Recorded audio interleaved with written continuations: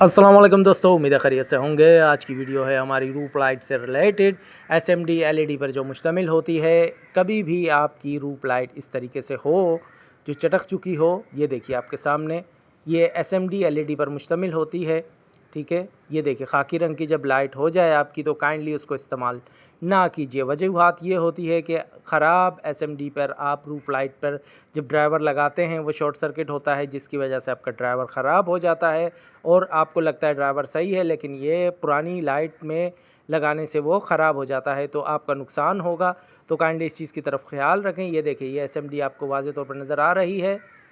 ये प्लास्टिक के अंदर, पीवीसी के अंदर, ये देखिए, ये वाइट रंग का प्लास्टिक होता है, इसके अंदर ये रूफ लाइट लगाई एलईडी एसएमडी होती है। इसके कनेक्शन यहाँ से दिए जाते हैं। ठीक है, ये इसके कनेक्शन हैं। ये नहायत अच्छी चीज़ रहती है। त्यौहार में, शादी ब्याह में इसका इस्तेमाल बहुत ज़्यादा किया जाता है।